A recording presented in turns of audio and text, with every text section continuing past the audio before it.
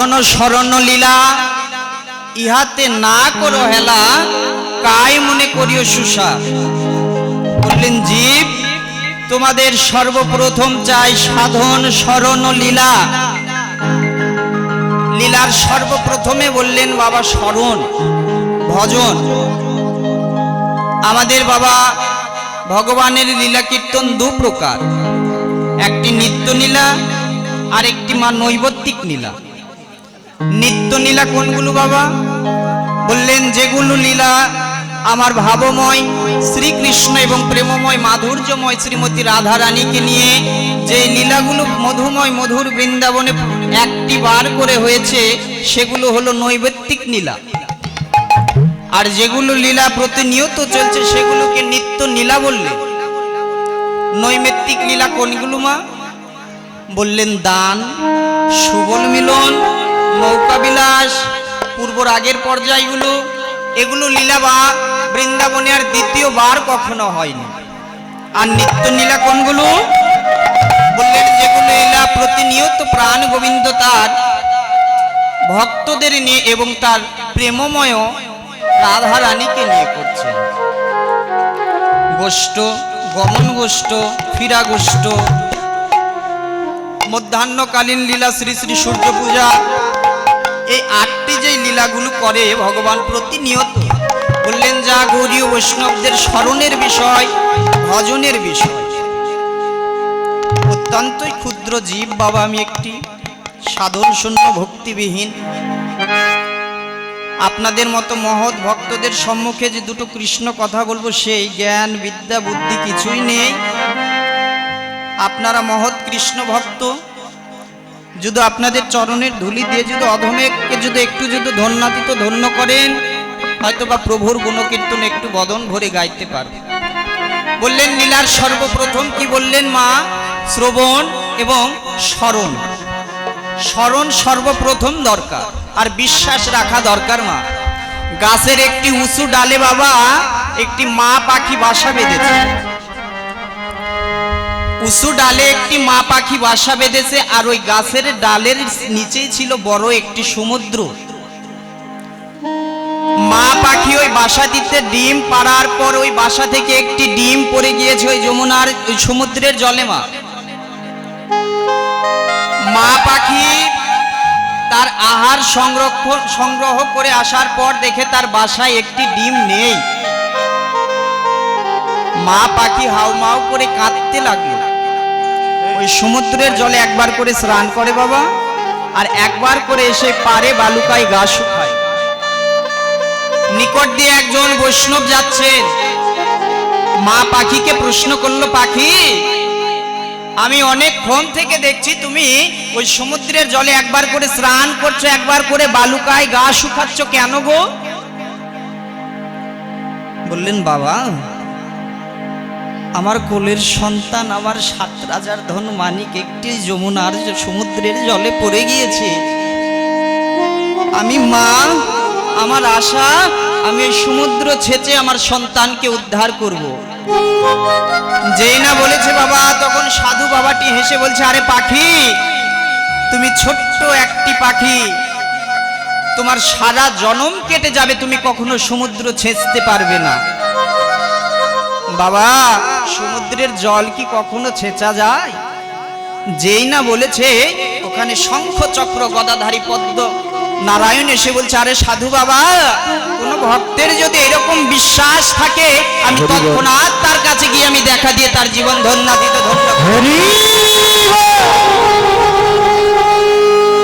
বললেন বিশ্বাস রাখা দরকার যে দয়াময়, সারাটি জনম তো শুধু আমি সংসারের সেবায় নিয়োজিত করে গেলাম, একদিন তো 10টা মিনিট তোমার সঙ্গে সময় দিলাম না, তোমার ভক্তের সঙ্গ করলাম না। তো যতটুক সময় আছেন বাবা, মায়েদের চরণ ধরে বলছি, আন কথা কুকথা বলবেন না, কেননা লীলার সর্বপ্রথম বিষয় হলো স্মরণ। তো চলুন মহাপ্রভুর সর্বপ্রথম ভাব দর্শন করব, গৌরচন্দ্রিকা আস্বাদন করি, তারপর মধুময় মধুর শ্রীধাম বৃন্দাবনে লীলা পরিবেশনে বাবা যদি কোনো ভুল ত্রুটি রসবাস হয়ে যায় পুত্র যেরকম শত অপরাধ করলে আপনারা ক্ষমা করে দেন, তদ্রূপ আপনাদের শ্রীচরণের দাস মনে করে অধমের সকল অপরাধ ক্ষমা করে দেবেন। জয় জয় শ্রী গুরু শ্রী দয় গৌর সীতানাথ বিধি প্রেমানন্দে হরি হরি হরি হরি ওরে নির্মল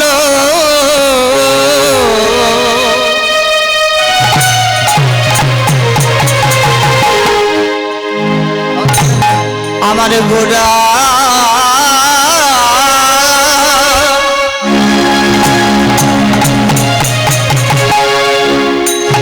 ওরে নির্মল গোরা তনু ওরে কুশিত কান চন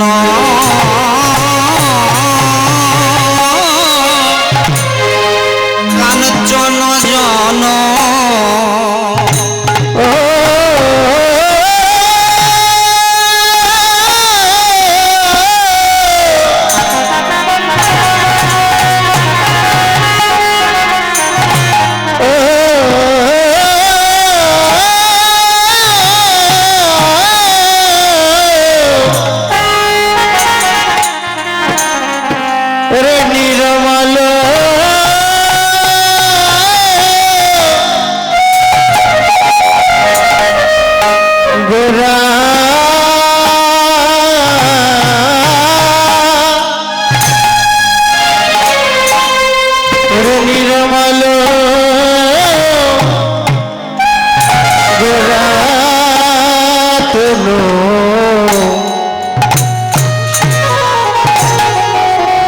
কুশিত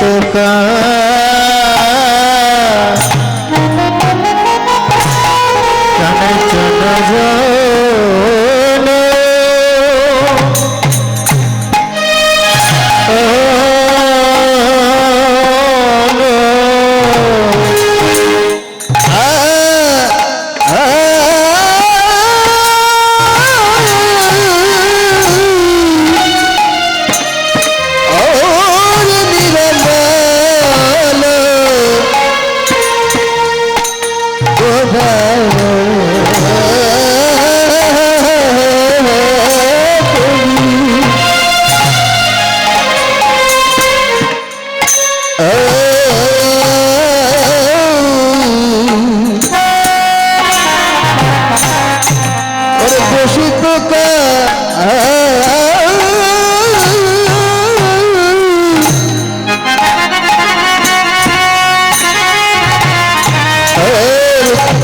কুশিত কাল জল জল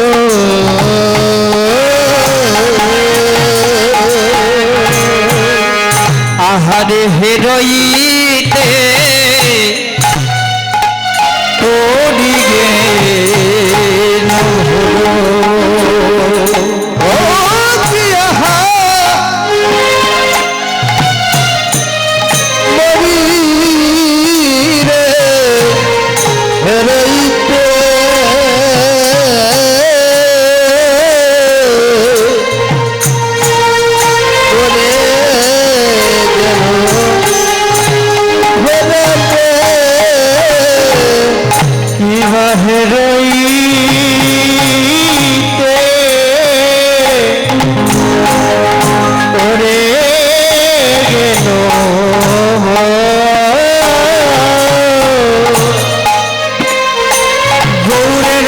সে ভার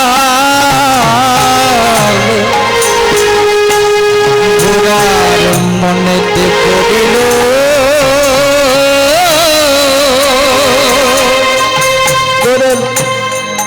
সে ভাব মনেতে পড়িল গৌরে যেন সে ভাব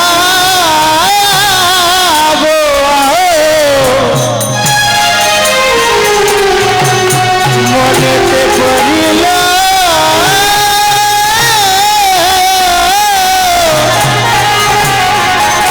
পড়িল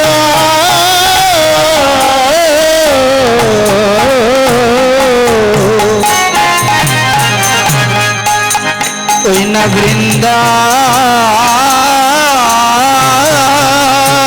বৃন্দাবন।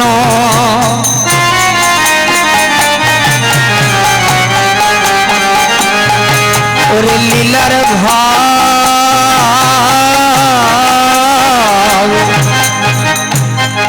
গোরা রাগ সে ভাব মনেতে